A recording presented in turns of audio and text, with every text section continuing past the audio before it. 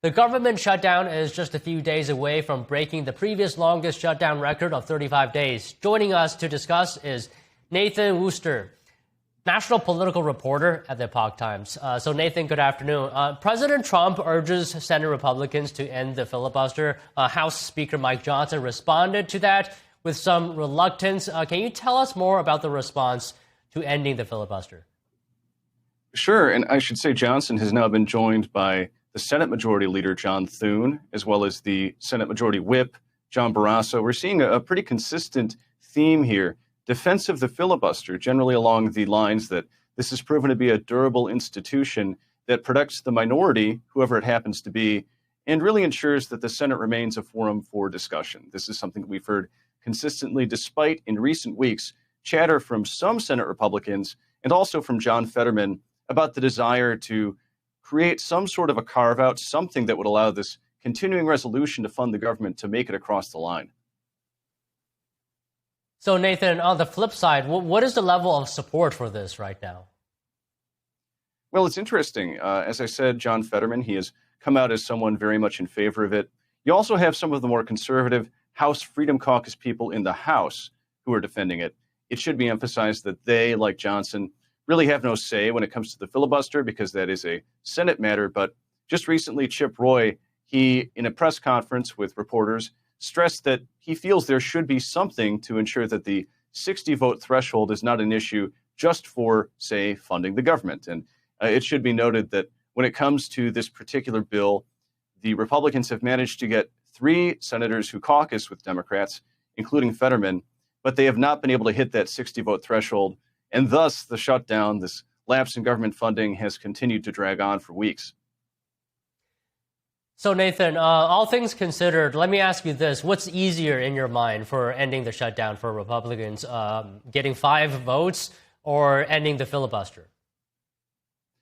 Well, this past week, it has seemed as though chatter was picking up. Some of that has to do with some major deadlines coming up.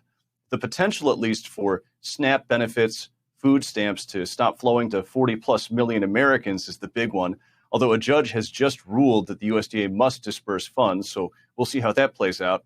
And also the beginning of open enrollment for insurance when Americans could be looking at potentially much higher premiums. The big issue for Democrats has been an attempt to negotiate the Obamacare or ACA premium tax subsidies, which Republicans say that they can do just as soon as the government is reopened. So I think looking right now at the state of play, getting those 5 votes, that seems more plausible than a change to the filibuster. Certainly now that we have a lot of prominent Senate Republicans, also John Curtis and James Lankford, the vice chair of the Republican Conference, coming out in strong support of the filibuster. So, Nathan, can you tell us a little bit more about the current funding proposals that are being debated? Republicans' continuing resolution to maintain current funding versus Democrats' proposal to increase healthcare spending? Yes, so at the very beginning of this shutdown drama, we had these competing bills, both appearing quite frequently for votes.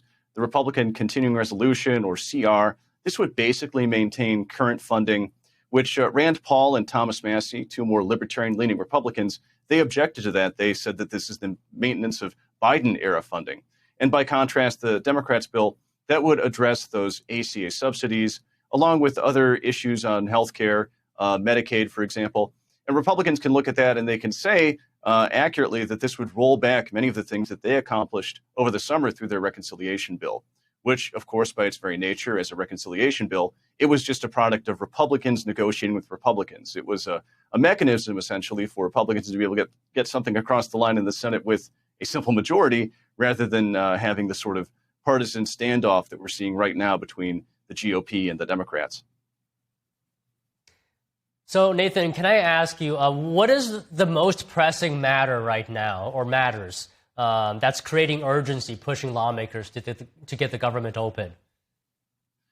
Well, there are a few things. I mentioned SNAP and the open enrollment period for health insurance, but 2 others would be air traffic control. Just recently, air traffic controllers received a $0 paycheck.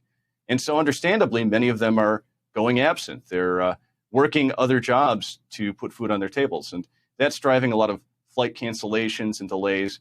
And certainly if the shutdown continues through Thanksgiving, we could see a real fiasco at the nation's airports, along with concerns over safety. And then aside from that, military pay, there's remained a bit of a question mark over that. Vice President Vance just recently said that the military's payday, which is in fact the 31st, is going to be met this time. But Treasury Secretary Scott Bessent, he recently cautioned that given what they have been able to do so far, they could run out of funds. They could be unable to pay the troops at the November 15th pay date. So those are two other big factors to keep an eye on.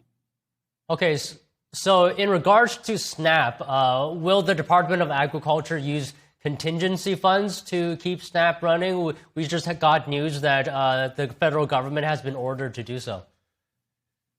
Yes, and this was a big point of contention between Democrats and Republicans.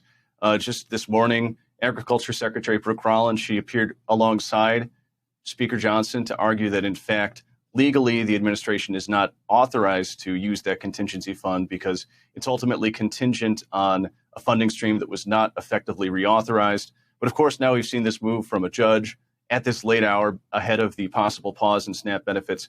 So it certainly seems as though all else being equal, unless there's an appeal or some other development very soon, that those SNAP funds will be coming, and I imagine they would be coming from that contingency fund. Well, all right, Nathan, always great to speak with you. Thank you for your time today. Absolutely, Don. Glad to be on as always.